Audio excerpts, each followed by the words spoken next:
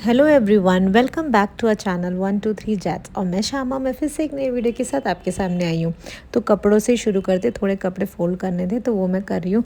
आप सोच रहे होगे मेरे नाक में क्या है। वो एक्चुअली ना चारकोल नोज स्ट्रिप आता है ना, तो वो मैंने पहली बार लगा के देखा है। हिप हॉप ब्रांड का है, तो लेट्स सी वर्क होता है क्या नहीं। मैं लास्ट में आपको शेयर करूँगी, लास्ट वाली बीच में गई शेयर करूँगी। और इसका एक्चुअली जैसे मैंने लगाया है, क्या है प्रोसेस, ये मैंने शॉर्ट्स में शेयर किया है।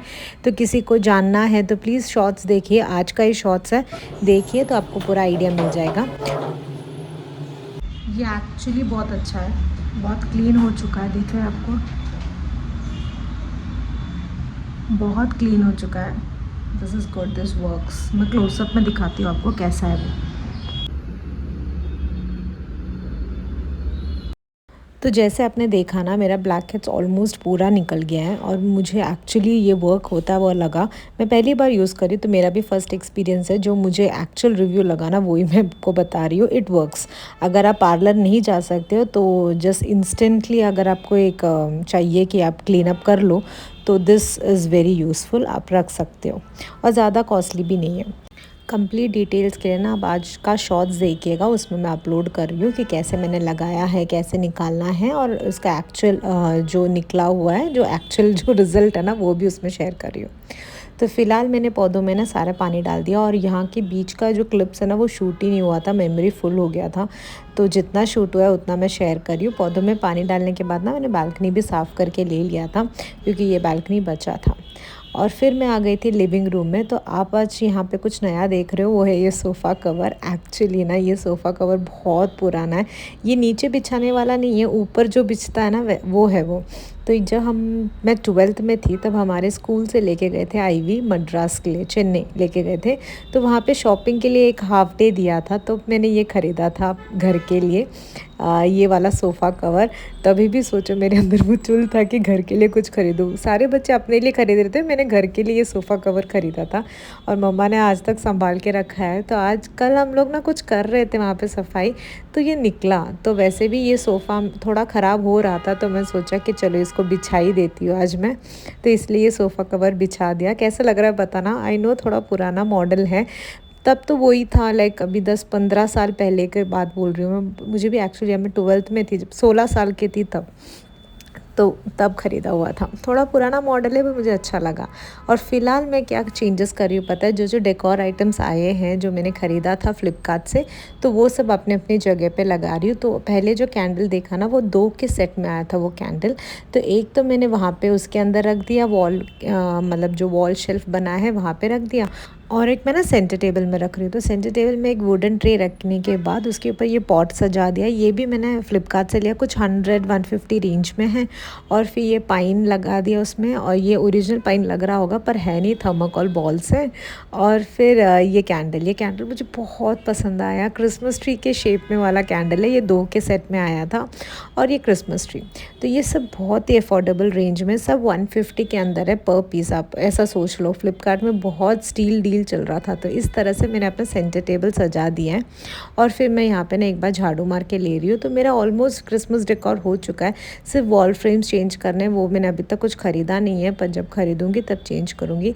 मेरा जो सेंटर टेबल में जो सेंटर पीस जिस तरह से मुझे ऑर्गेनाइज़ करना था क्रिसमस के लिए, तो वो मेरा एकदम से सेट हो गया। और वो जो सेरामिक पॉट है ना, I mean it's so beautiful. अगर कोई ख़रीदना चाहता है तो प्लीज़ गो। फ्लिपकार्ट में बहुत सारे शेप्स में अवेलेबल हैं, सब 150 वो रेंज में ही है, और बहुत सुंदर है। छोटा है, पर मैंने थोड़ा बड़ा सोचा था, पर छोटा है, बट इट्स लाइक बहुत फिनिशिंग वाला काम है। तो इसलिए आप ज़रूर ट्राई करिएगा। तो फ़िलहाल मेरा जो फ्रंट रूम है ना, लिविंग रूम, वो मैंने साफ़ कर दिया, अच्छे से झाड़ू मार दिया और ऑर्गेनाइज़ भी कर दिया है। अभी मैं कपड़े सारे धोने के लिए डाल दूँगी, नहीं तो फिर वो काम रह जाएगा।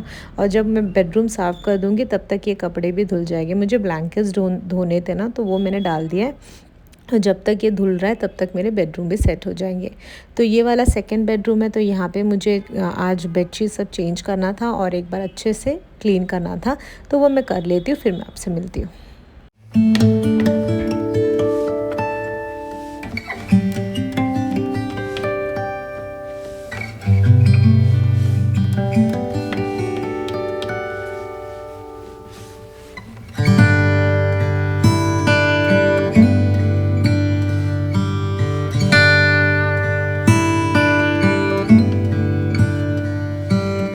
बेडशीट तो मैंने नया बिछाया है, उसके ऊपर मैं फ्लीस ब्लैंकेट बिछा रही हूँ क्योंकि यहाँ पे बहुत ज़्यादा ठंड है और हवा भी देखो अब कितना अच्छे से चल रहा है। तो मम्मी यहाँ पे नॉर्मली लेटती है ना, तो बालकनी डोर भी ऑलमोस्ट खुला ही रहता है, तो उनका पैर ना बहुत जल्दी ठंड पड़ जाता है, जो उनके लिए हेल्थ के लिए ठीक नहीं है। तो इसलिए मैं फ्लीस ब्लैंकेट नीचे बिछाती हूँ ताकि वो कंफर्टेबल रहे।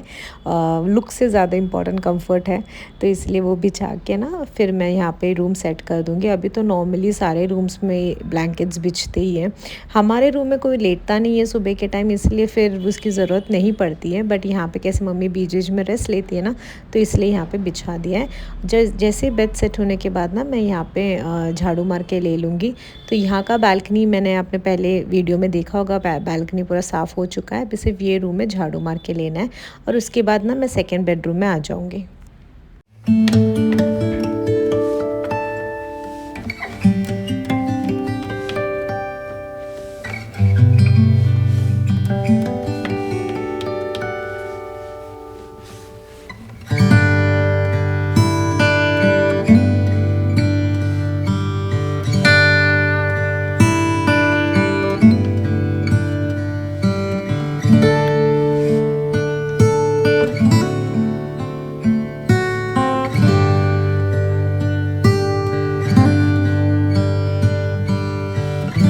यहाँ पे भी जो नॉर्मल मॉर्निंग का काम है ना वही चल रहा है। तो सारे ब्लैंकेट्स मैंने फ़ोल्ड करके रख दिए हैं और अभी बेड सेट कर रही हूँ।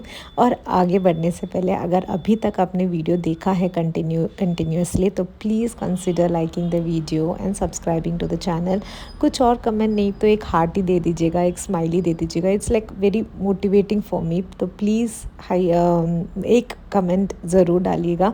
और कमेंट को आप स्वाइप करोगे तो वहाँ पे एक हाइप ऑप्शन है, तो अगर हाइप में आप क्लिक करोगे तो it will help me to grow मेरे वीडियोस। ये निश जिनको पसंद है उन तक पहुंचने में हेल्प हो जाएगा।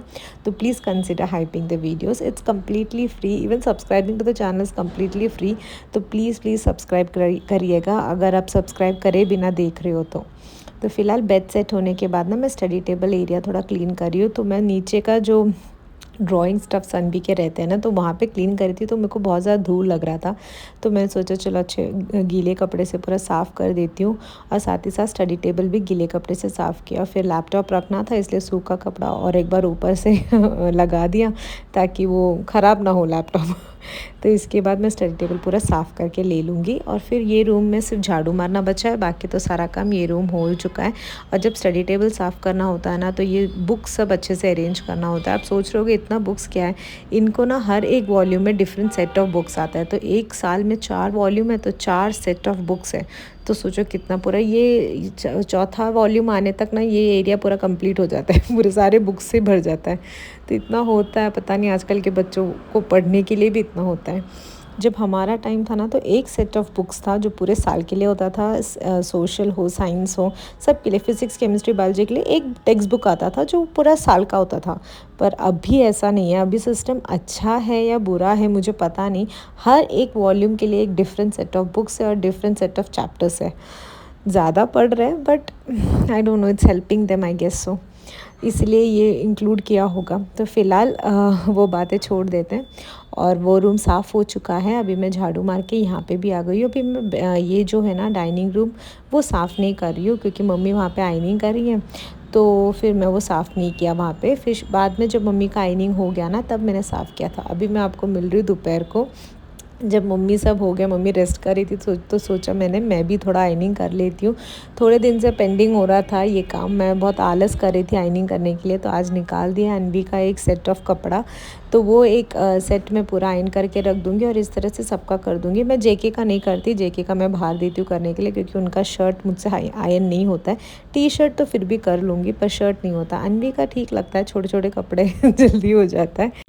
तो मैं सोच रही थी हर दिन 10-10 कपड़े लेके ना मैं आयरन करके रख दूँगी, तो ईज़िली हो जाएगा, ज़्यादा स्ट्रेन भी नहीं आएगा करके। तो चलो मैं कर लेती हूँ पहले, फिर मैं आपसे मिलती हूँ।